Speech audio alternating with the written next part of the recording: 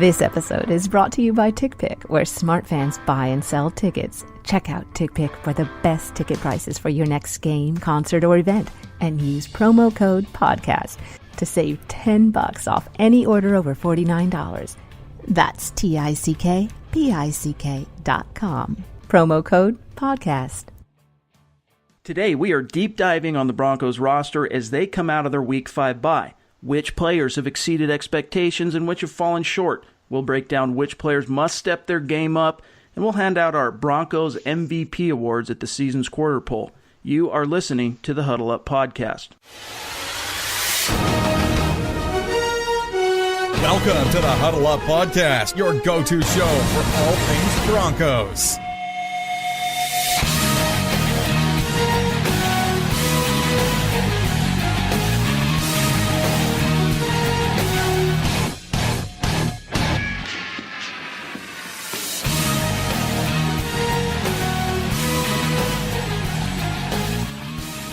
Welcome into the Huddle Up Podcast, presented by Mile High Huddle. It is time to drop some knowledge. I'm your host, Chad Jensen, Scout Media, CBS Sports Digital, and with me is Will Keys, editor and writer at Mile High Huddle.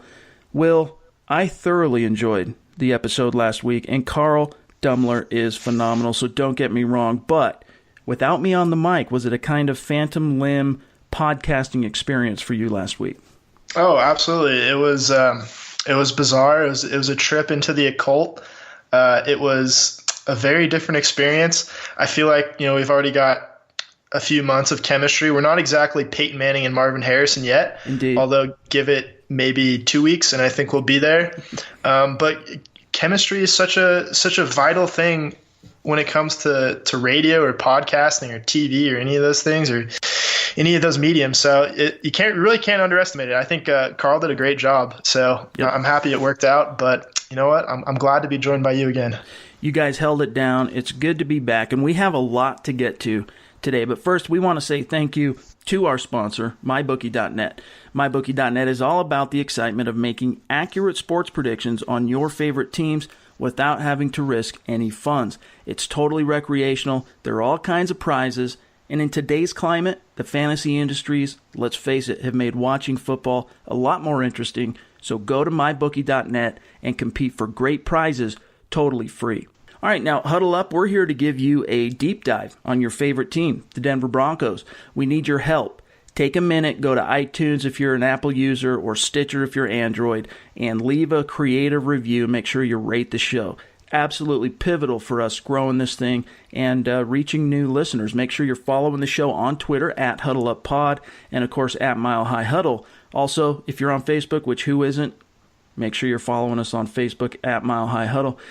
From now until January, February, I don't know. We'll see how far this thing goes. We're going to be dropping knowledge several times a week, and you're not going to want to miss a single episode. All right, so we're tracking this one on Monday night, 6 days before the Broncos are going to host the currently winless New York Giants at Mile High. Now, obviously, we're going to stand aside and let Nick and Carl deep dive on the Giants in the Scouts Eye preview later this week. Last week, Nick and Carl utilized the bye with no game to preview to kind of grade and evaluate the Broncos roster. It was a very illuminating listen. Will and I are not going to, in that case, retread that ground. What we're going to do, since technically we're still in Week 5, the bye, is focus on some of the storyline aspects, juicy topics that are great for engaging conversation. At 3-1, the Broncos are at the quarter mark of the season with 12 games left to go. It's unfortunate that Denver's bye came so early in the season, but it still offers us the opportunity to kind of take a step back and analyze this team before football begins again. Now, this Broncos roster, as it's currently constructed, features 16 players who were not with the team last year. About half of them are rookie draft picks, and the rest are either free agent pickups or trade acquisitions. And what that means is that on a roster with 53 guys, 46 of whom are allowed to dress on game day, roughly 30% weren't around last year. And the new blood has given the Broncos a different complexion and has mostly led to good things, I think, in their 3-1 start. So let's start with the free agents. The Broncos hanged their hat on 4 primary free agent targets early on. Offensive guard Ronald Leary, defensive tackle Domata Peko, offensive tackle Menelik Watson, and then, of course, defensive lineman Zach Kerr. The Broncos also signed edge rusher and special teamer Kasim Adebali on the tail end of free agency. And the big splash, though, was Leary, of course, whom Denver's paying roughly $9 million per year to help reshape the offensive line. The Broncos ended up signing a few other guys, one of whom was before that. Defensive end Shelby Harris, of course, was signed to a futures deal. But after the draft, the Broncos signed Jamal Charles, the Kansas City Chiefs' all-time leading rusher, and we've certainly felt his impact thus far. Then the Broncos picked up Brock Osweiler right before the season started, and offensive guard Alan Barber. Now, he wasn't a free agent. He was acquired via trade from Philadelphia right before training camp. But as a veteran, we can consider him one of the offseason pickups for the sake of this discussion. Now, we can go through the numbers, etc. We'll break this thing down. But, Will, in your mind, let's say two players. Which two players have been the best veteran offseason pickups for the Broncos thus far? Okay, so I know he's on your list, but I can't really not include Domata Peko just because the Broncos struggled so much defensively against stopping the run last year, and it was really one of the big factors in their late season demise and their kind of, I guess you would say, collapse would be a better way to put it. But since he has been plugged into the middle, he's been a brick wall. The Broncos use him, I think, more effectively than the Bengals were using him last year because really he was kind of a bargain bin signing and the rest of the NFL had kind of written him off. And I think it just goes to show that your abilities might not be utilized best with the Cincinnati Bengals. And it's very true. And maybe Andy Dalton will realize that one day, but it's worth kicking the tires on veterans who are kind of misused or miscast.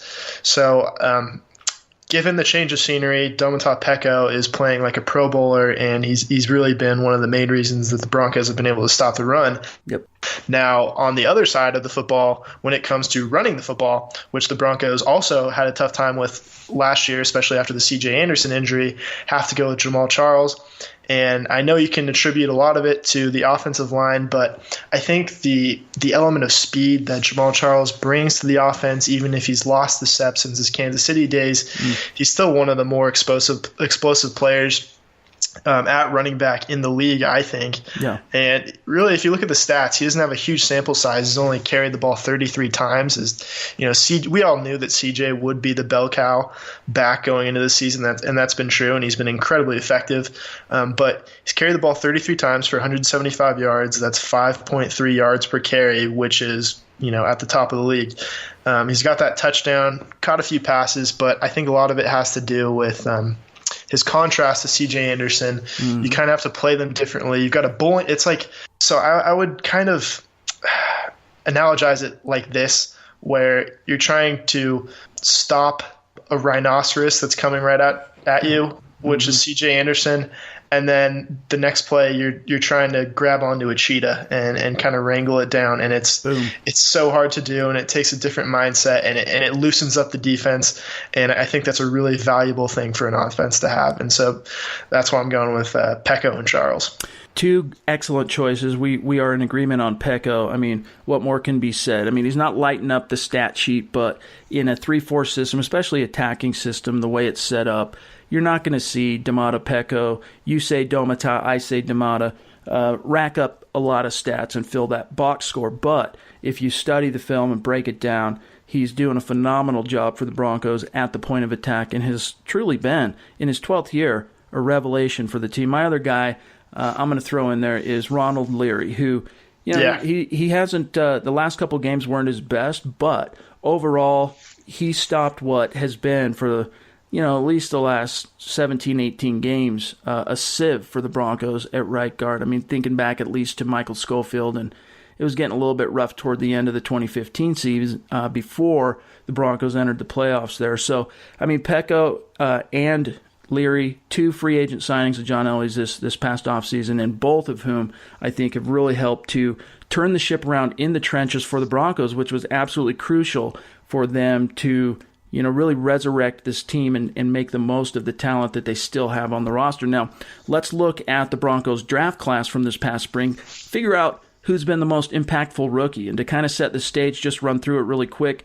First rounder was Utah tackle Garrett Bowles. Second rounder, Florida State defensive end, edge rusher, whatever, DeMarcus Walker. Third round, Louisiana Tech wideout Carlos Henderson, is currently on IR. Third round compensatory was Lamar cornerback Brendan Langley. 2 fifth-rounders, both of which were acquired by trade, tight end Jake Butt, and then Isaiah McKenzie out of Georgia, the wideout, respectively. Sixth round was Coastal Carolina running back D'Angelo Henderson. And then lastly, Mr. Irrelevant himself at the end of the 7th round, Ole Miss quarterback Chad Kelly.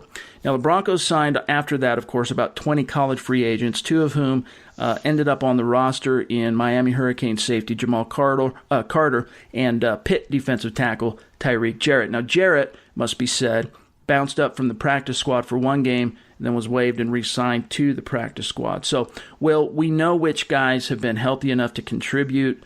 We've kind of seen how that's taken shape. Who do you got as the most impactful rookie thus far? So here's why I think Chad Kelly is the most impact. No, I'm just kidding. I'm gonna go with Isaiah McKenzie, and I'm not ignoring Garrett Bowles, but I'm just gonna let you take Garrett Bowles because ultimately I think he's as important as anybody on the Broncos roster really right now. But I'll let you tackle that. But as far as McKenzie goes, it's such a difference maker to have a guy that can flip field position, and even more than that, like it makes, just like from a fan's perspective, it makes the punt play go from this like feeling of dread that something bad's going to happen into like a source of optimism where you think anything good could happen as well. Like you never know. And I know McKenzie's kind of, I don't want to say he's in the Trent Holiday mold, but he's going to turn the ball over at some point. But at the same time, he's probably going to have 2 or 3 great returns for every turnover. And I think you can be willing to accept a turnover every once in a while. And this is kind of the Trent and Holiday conundrum going back to 2013 and back to 2014 even. But how much are you willing to tolerate from a punt returner? And right now, McKenzie, even he had that long punt return called back. I just like seeing a guy run down the sideline. And as much as I appreciated Jim Leonard's ball security when returning punts, right, it's nice to have someone back there that you know can score from anywhere on the field. So yeah. I think Isaiah McKenzie's really reinvigorated the special teams, and I want to see some more of them. I want to see him on offense. I want to see them design a few plays for him. But it's really a big difference, and it showed so far. You know, he had that 29-yard punt return against the Raiders. He had a great return in the opener against the Chargers, and we don't talk about it, but field position and special teams and those big chunk plays off of returns, they win games, and Isaiah McKenzie's doing his best right now. Absolutely, averaging 11.1 yards per return, which puts him in one of the top percentile for the NFL. Also, quick side note about McKenzie, Pro Football Focus put him as on the All-Pro team at the quarter mark of the season, along with Aqib Talib, so hats off there. But yeah, I mean, Garrett Bowles, I think if we're going to measure impact, has been number one guy, rookie for the Broncos thus far, and really he's been a godsend. At the NFL level, or any level for that matter of football, you want to be able to, when it comes to your left tackle, set it and forget it. You need a guy that you can just count on. Think of Joe Thomas, just game after game, year after year. The Browns can count on just this guy's getting it done, protecting the blind side and moving guys out of the way in the running game. And while I'm not quite ready, of course, to compare Garrett Bowles to someone like Joe Thomas, he has in his own way been just as big of an impact player for the Broncos at left tackle. And I just think it was a great sign, too, to see the character of this dude and the stones, if you will, the sand that he has, to see such a painful injury that he sustained in the second half against the Cowboys in Week 2, to be carted off the field, big emotional process.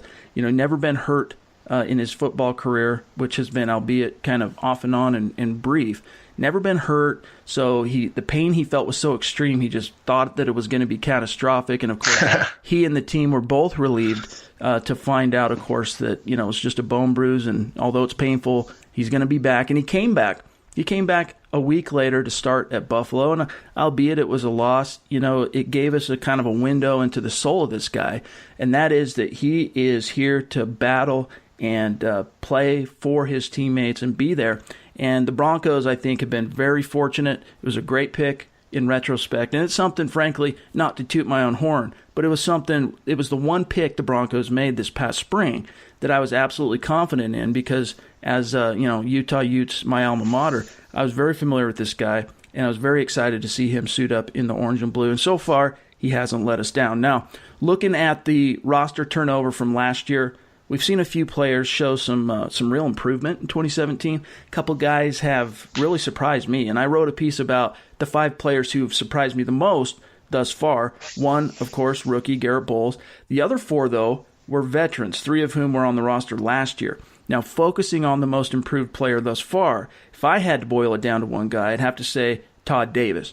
Justin Simmons would be my honorable mention at number 2, but Davis has really morphed into the player that I hoped he was going to be last year, stepping in for Danny Trevathan.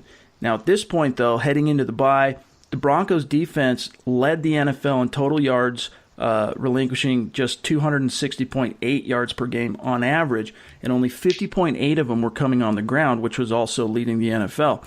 And there's no question Domata Peko has played a pivotal role in the recently dubbed ground control rushing defense, but Todd Davis has been another tip of the spear. According to PFF, Davis has been a monster run stuffer with a run stop percentage of 15.1%. He's got 8 run stops on 53 run defense snaps, and that percentage, that 15.1% run stop percentage, is second highest among all inside linebackers who have played at least 25% of their team's run defense snaps.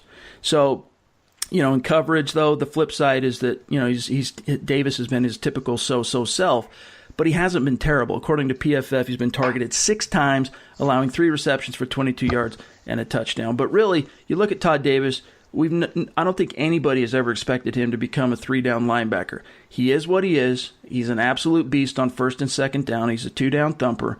And the Broncos don't need him to be a 3-down backer, frankly. That's why Will Parks takes the field as that dime backer on third down and obvious passing situations. And the Broncos, they're paying Brandon Marshall big money. And, he is leading the team in tackles with 31, so that's good. But I don't think he's quite been the impact player against the run that Davis has this year. And that's who I've got as the most improved player through 4 weeks. Will, who's been the most improved Bronco in your mind?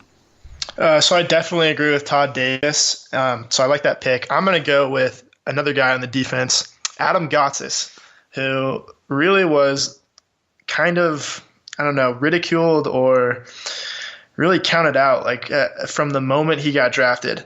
And we know this whole mythology behind his selection that, Bill Collar pounded the table for him, and he was kind of on his own, like draft day almost, with Kevin Costner saying right. Don't draft Bo Callahan, take Adam Gotsis, this random Australian guy from Georgia Tech who tore his ACL. Yep. But a year into his career, the pick has been completely justified, and I don't even think what he's done this year could have been expected in the normal, in the best case scenario where a guy's coming off of an injury and he has another year to heal that ACL, and he's learning the pro game, and he's improving his body. And we heard so many offseason tropes that never come to fruition about, this guy's in the best shape of his career and he's really going to make an impact. And more often than not, it's kind of the old Noshawn Moreno trope that we got used to hearing every year, and it really didn't take until the last couple of years in a Bronco uniform. But it actually came true with Adam Gotsis, and I don't know what Australian ketosis diet that he did, but it worked, and he looks like a new guy. And I think he shaved his head, which I think was a good look and probably gave him a little confidence because he was kind of getting a little widow's peak last year, which is a weird look for a rookie football player. Indeed. Who's in his early 20s. But whatever happened, and maybe it was just a year of confidence and learning the playbook, and I don't even know, just getting healthy. Just getting healthy and being in the NFL, or maybe just another year of adapting to life in America, because we don't take into consideration how big of a change that would be, even though he played at Georgia Tech and just living professionally in a play that's place that's 180 degrees across the globe.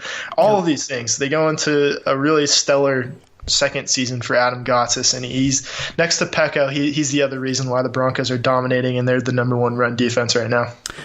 I cannot disagree. Two worthy choices, I think, for the most improved players for 2017. Now, we still have a lot of bye-week analysis to get to, but first, we once again want to say thank you to our sponsor, MyBookie.net. Now, MyBookie is all about the fun and excitement of making accurate predictions on your favorite teams without having to risk any funds. Site members can make picks against real spreads, real lines, and totals for major sports leagues and associations, as well as college sports, and compete for great prizes courtesy of MyBookie. MyBookie.net is the greatest, most professional, totally free, and most importantly, 100% recreational sports prediction service you can find on the web. Instead of the typical head-to-head challenges and the handicapping contests, MyBookie.net goes beyond the basics and offers members a true betting platform that'll make users feel like they were in a real betting site. MyBookie is not a gambling or a play-for-money site. It's a free sports wagering website built for millions of sports fans to provide them with a platform to participate in picking games and predicting scores and competing for free prizes without risking any money. Just like the Office Pick'em contests and fantasy football, MyBookie brings a deeper enjoyment and excitement to watching our favorite teams by increasing the stakes. It is fun, and for no cost, you get to make predictions and qualify for prizes. Again, the service is absolutely free for all users, and we say thank you to MyBookie for sponsoring the Huddle Up podcast. All right, we've got our most improved players nailed down and in the books. But every year, there's always that handful of guys who fail to live up to expectations. For example, last year, following his role in the playoffs and in the Super Bowl, I think we were all expecting some big things from Benny Fowler, but he injured his elbow in the preseason and was never quite the same player. So the injury bug can play a role in such regressions. But this time around, I can think of a few players who've really disappointed me. But Will, why don't you start us off with this one? Your biggest disappointment thus far. So I'm going to have to go with our right tackle, another free agent acquisition from the Oakland Raiders, Menelik Watson. I do think he has played better recently, but his start to the season was really kind of terrifying and disappointing. That's a good word for it, terrifying. Yeah, well, I was a little afraid for Trevor Siemian and his well-being, but we have to keep in mind at the same time, I don't want to be too negative towards Watson because I think he's turning it around, and I think he's a much better solution than say Donald Stevenson or Ty Sambraila, who's no longer on the roster. But he had a tough time, obviously, with Melvin Ingram in the first game, and I think most people have this season. He's definitely been one of the most dominant pass rushers in the NFL, and so is DeMarcus Lawrence, who he had a really tough time with in week 2. So I think you have to kind of adjust for his level of competition. And I think something that we don't talk about very often, or maybe I know we've brought it up, but it doesn't really get talked about in other NFL media circles. Yeah. But it's almost – right tackle has almost become more important than left tackle. Mm-hmm. And I know that every starting quarterback in the league is right-handed, and so they're facing right tackle, so it's a little bit easier to see. But teams are putting their best pass rushers on the defensive left, which would line them up directly with the right tackle. And we've seen that with Von Miller in his career. Yep. He's always going up against right tackles who are traditionally, the weakest part. Almost always weaker than left tackle, just because there's such a scarcity of good tackles. It's almost like quarterback, where it's hard to find a good one. And you have Justin Houston on the right side, and Khalil Mack and Melvin Ingram and DeMarcus Lawrence and all of these guys, and you're just getting every team's best pass rusher every week. And so I realize it's really, really hard to play right tackle. And it's weird because the left tackle is kind of given the easier job these days, even though we place a bigger premium on left tackles, because you wouldn't necessarily pay top dollar on the offensive line for a guy to slide over to right tackle. Yeah. It's almost thought of as secondary, but really it's just as important, and that's why they've been shipping, and they putting a tight end over there to help him out, and having C.J. Anderson ship like he did with Khalil Mack last week, which helped a little bit. I think if you can get out of a game with only 2 sacks from Khalil Mack, you can almost consider that a win. Yeah, at least in Denver.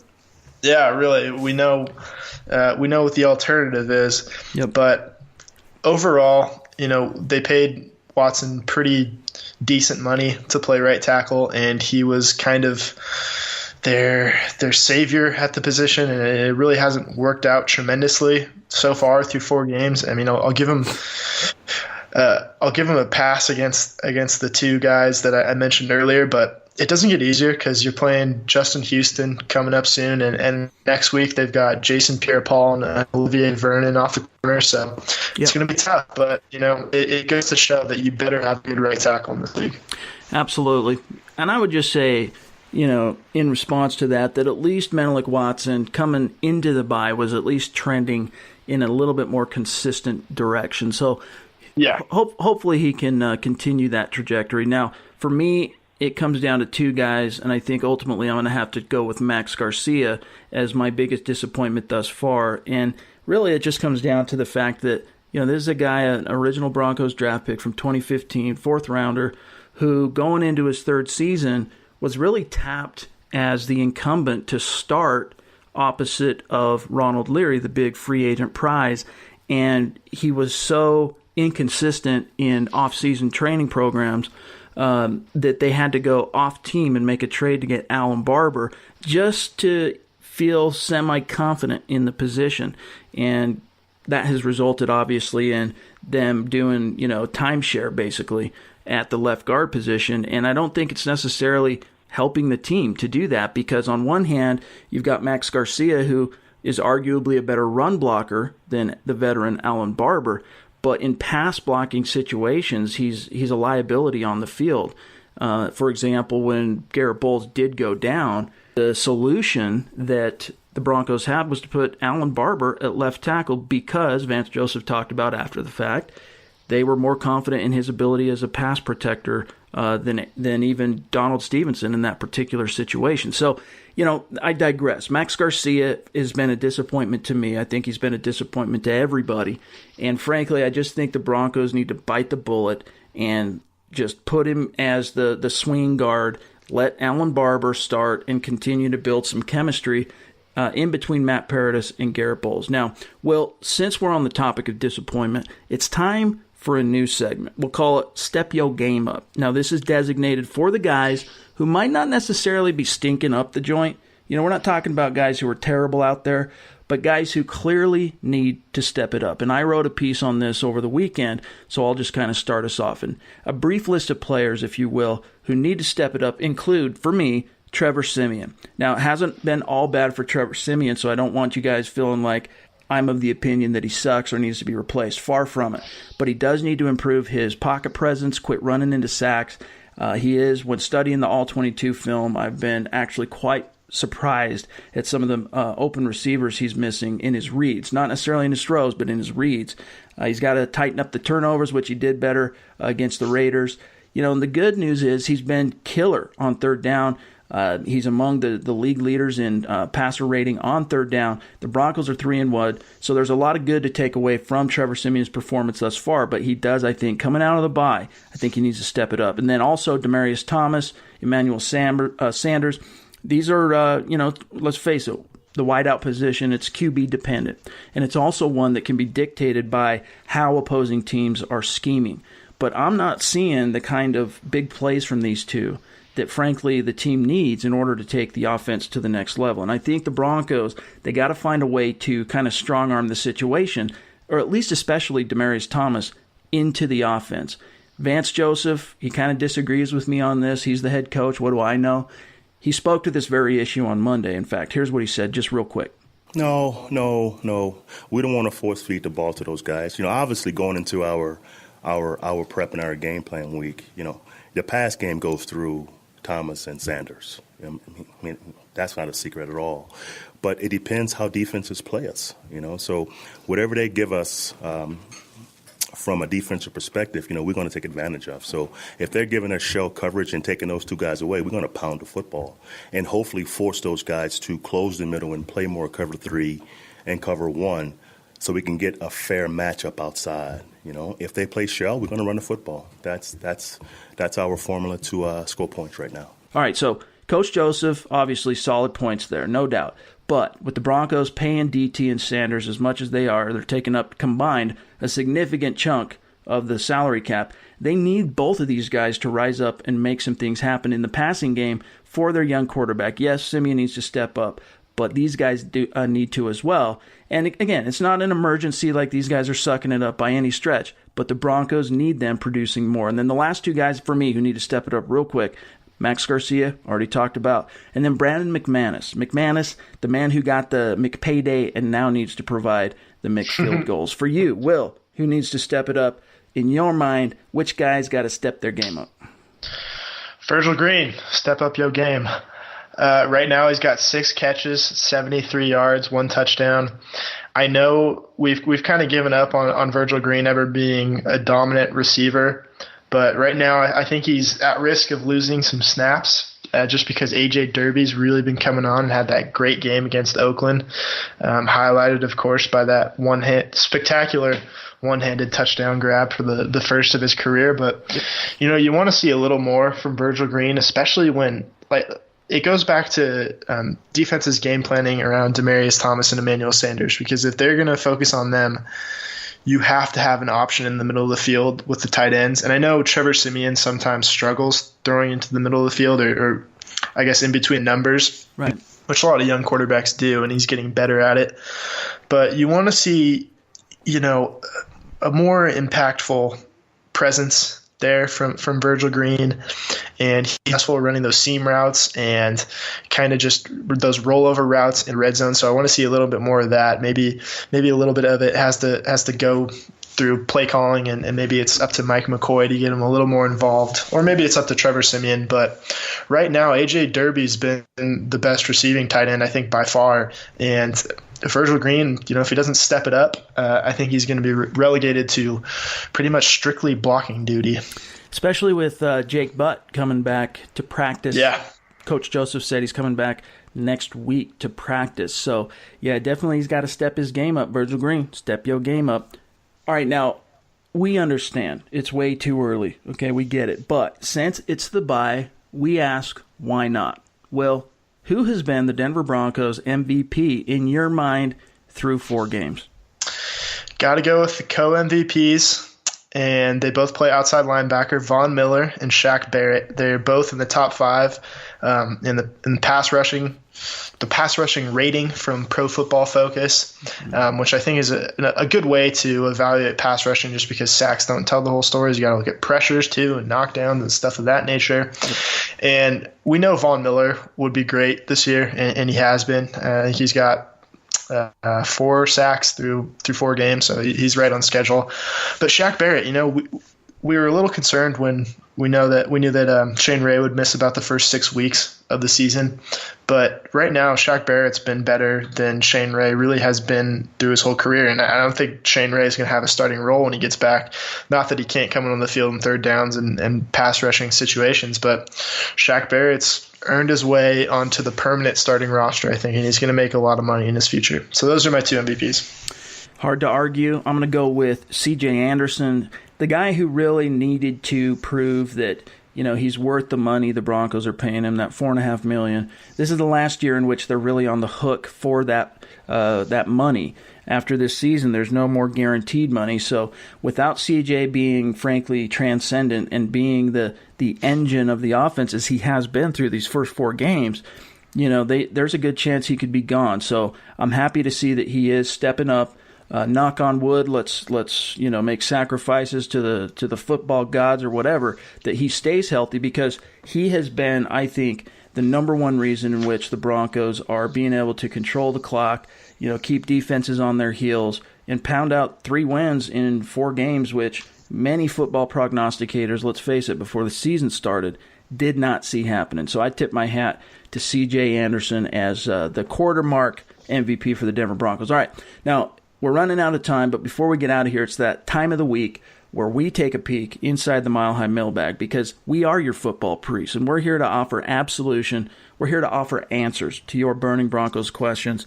And today's first comes from Dylan West, at DillZ the West, friend of the show. Awesome dude. His question: in the wake of potentially getting some more butt on the roster, wink, wink, who potentially gets bounced from the roster? Will, your answer for Dylan real quick. I think you'd have to trade a tight end for a tight end, and it's hard to say Jeff Hireman just because he's in his third year and he's shown improvement. But I think ultimately it would have to be Hireman, and hopefully I'm wrong because I like him and I hope he gets a shot to prove himself again. He hasn't been terrible, but I can't see them carrying 4 tight ends. So I don't think it's necessarily a given that the Broncos are going to promote Jake Butt to the 53-man roster. I think there's a good chance that even still they could see what he has in practice and think that, well, he's not quite ready, so we're going to redshirt him for the year and just put him on IR and deal with it next season. But I think it would be too hard to carry 4 tight ends, and so I think they'd have to do something with Jeff Hireman. It makes sense. I reached out to Eric Trickle, who has a few sources on that topic inside the team there. He gets a lot of very interesting information that has a knack for coming true. I would agree with you that if I were making the decision, that I would probably want to reduce the amount of tight ends I have on the roster. But according to Eric, look at the 53 guy, the guy that the team perceives as the 53rd man on the roster, and that would be Kyle Pecco. So if they do promote anyone off the practice squad, or a guy like Jake Butt coming onto the roster, Pecco, Kyle, the young Pecco, as they say, baby Pecco, could be the guy on the outside looking in. Now, next question from @MileHighManiac on Twitter. Just read Chad's piece on players improving. Question: what's it going to take for to get DT going? And I'll start this one real quick. I understand again how game plans and how opposing scheme can dictate a receiver's touches, like Coach Joseph expounded upon a few minutes ago in that clip, and quarterback play does as well. But we all got excited, if we think back, when Mike McCoy returned to Denver, about the prospect of Demaryius Thomas taking some bubble screens to the house, some design plays to get him the ball in space. I can only think of 1 or 2 such plays thus far that were really designed to get DT the ball on a screen, for example. They got to find ways to get him isolated in coverage, send him in motion, whatever it must be. There are ways, but they can't come at the expense of the greater good. And right now, everything flows from the running game, and I get that. So it's a balance of DT finding a way to make more plays, a balance of Trevor Siemian and the coaches finding a way to do so as well, and keeping the running game strong. Will, any insight here from Mile High Maniac? It's kind of what I talked about with Carl last week, where I think Demaryius Thomas is sort of similar to the way Adrian Peterson plays running back, where he needs a few carries to warm up and kind of hit full stride. So just get the ball in his hands anyway, really. I don't think it's really too much of a detriment to the offense to just say, all right, first play, we're going to throw a slant to DT, or we're just going to, toss him a quick bubble screen or give him a jet sweep or something, because he's still a fast guy. Give him a jet sweep every now and then. So just get him going, get him engaged in the game. Not that he's losing focus, but, he does better when he knows he's involved in the game plan earlier. I don't know the psychological reason behind that or anything, but he differs from Emmanuel Sanders, who's kind of instant offense in that way. So if you can just get the ball in his hands, I think good things will happen. Agreed. Last question from Hannah May @Han_May_6 on Twitter. Question: why do you think Trevor Siemian and Emmanuel Sanders seem to have a disconnect? Just a product of a lot more practice with the second team receivers? Will, your answer for Hannah? I don't know if they have a serious disconnect. I think Emmanuel Sanders is just a little more vocal, and he's a little more boisterous when he is expressing his discontent with being left wide open or anything like that. Demaryius Thomas or one of the tight ends or Benny Fowler are never going to really make a big deal out of it, but that's who wide receivers are. And I'd have to say that Emmanuel Sanders is a lot closer in nature to Antonio Brown than he is Andre Johnson or someone like that. So I think that's the reason we notice it. I don't think they have any type of disconnect or lack of chemistry on the playing field. I think he just, it's more apparent with Emmanuel Sanders than it is with anybody else when things don't go his way. Yeah, he's going to act out. He's going to stomp up and down, gesticulate, all that stuff. But I think it's, a lot of people have talked about, well, Trevor Siemian had to split reps with Lynch in the preseason, and who knows how much that affected potential chemistry. And there might be something to that in terms of that's fair. Getting on the same page with the new playbook. But we can't forget, he started 14 games with Emmanuel Sanders last year. So I think just give it a little bit more time. Let Trevor Siemian continue to assimilate Mike McCoy's offense, and let these guys continue to build chemistry. And I think overall, with both of the receivers, they're going to find a way to weave it more consistently into their overall offensive attack. Now, before we get out of here, we want to also say thank you to our sponsor, Audible. Get a free audiobook download and a 30-day free trial at audibletrial.com/huddleup. You get over 180,000 different titles to choose from for your iPhone, Android, Kindle, or MP3 player. It's a phenomenal way to support the show. If you appreciate what we're doing on a weekly basis, it's a great way to support us by patronizing our sponsors. And you've heard me talk about this many, many times. This is an app I use every day. I listen to it today on my commutes in the car. So this isn't something, this is something I'm very passionate about. So you get a free book, you get a 30-day trial. If you don't like it, you cancel. So that's audibletrial.com/huddleup. We appreciate you. But that's all the time we have for today. You can find Will in the Twitterverse at WillKeys6, myself at Chad and Jensen. Tweet us your questions. We're always going to try to address your concerns on the show as often as we can. Look for Nick and Carl's preview of the Giants game by Thursday morning-ish. Don't forget to subscribe, y'all. For Will, I'm Chad. We'll talk to you soon. Mile High Huddle.